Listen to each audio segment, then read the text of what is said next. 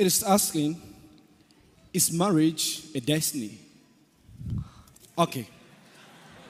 How can I know the person and how can I make a decision? Last one, yeah? Last one. Yeah, that's last one, but it's hard. Okay.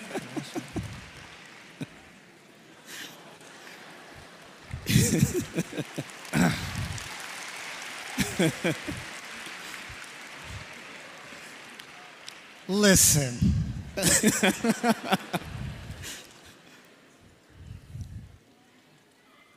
Some of you are too dramatic. When you want to marry someone, then this is the qadr of Allah. Subhanallah, He is perfect. And then when He says, I want to break the engagement, oh, the qadr of Allah.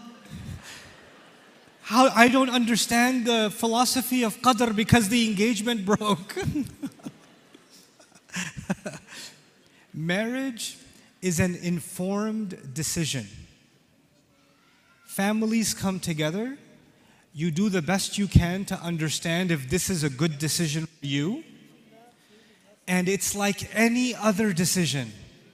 My dear daughter, my dear son, my younger brother, my younger sister, this is like any other decision. Nobody writes a question, is buying a green car the qadr of Allah? Is eating chicken sandwich this afternoon for lunch the qadr of Allah? No. All the other decisions are your responsibility. Marriage, qadr of Allah. Where did you get this idea from? Make an informed decision. Learn about the person you're trying to marry. Understand if you have a personality that will work with each other. And even after all the exploration and conversation, sometimes you know what happens? You can't escape drama. Yes. Sometimes drama happens anyway. Nuh alayhi salam ended up with a pretty interesting wife. Asiya radiallahu anha ended up with a Fir'aun for a husband. Don't raise your hand. Your husband's not Fir'aun. Calm down.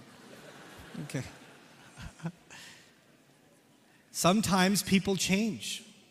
Sometimes the person you married later on, they're not the same as they used to be. Maybe the way they feel has changed. Maybe life has changed you. Maybe experiences have changed you. Don't blame that on the qadr of Allah. That's not the qadr of Allah. That's life. Life happens. Our deen is beautiful.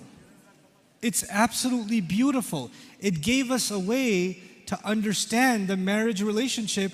The advice I will give you about marriage, the one thing I will tell you about marriage that people don't pay attention to, I want to marry her because I love her. Shut up. Because I want to marry him for deen. You're not marrying a beard. You're marrying a human. It's a person.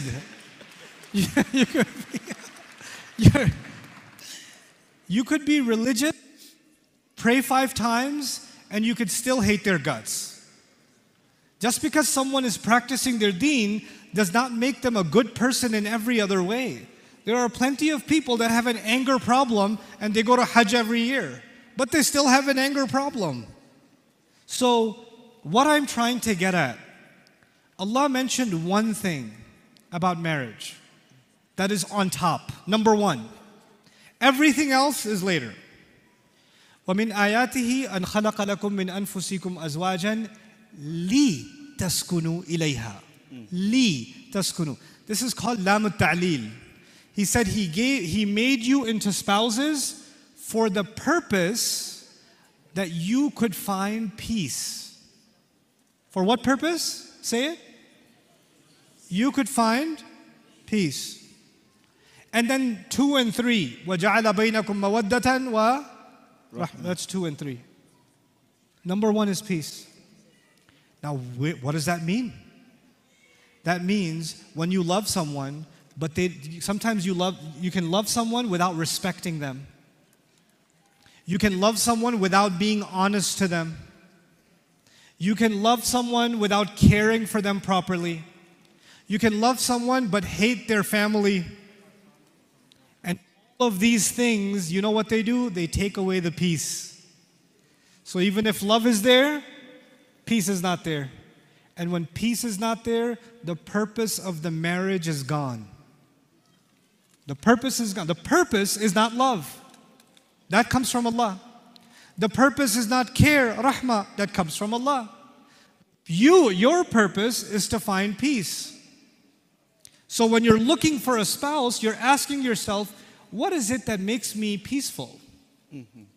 What is it that gives me calm? My wife, my husband, they should be my calm. When I talk to them, my stress goes down. My anxiety goes down. My anger disappears. Because all the storms in my life, my spouse gets rid of them. That's the kind of person I want to marry. Now, if you're talking to someone and already there's drama, there's already a temper problem, there's already attitude, there's already difficulty in communication, and you're ignoring it because you love him too much, then you're not going to have peace later. You're simply not going to have it. This is actually the primary objective. And young men and women, when you get married, the most important conversation is going to be, what gives you peace? Tell me.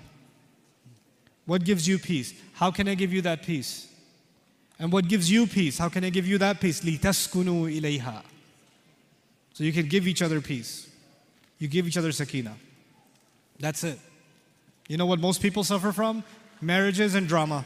No peace. No peace.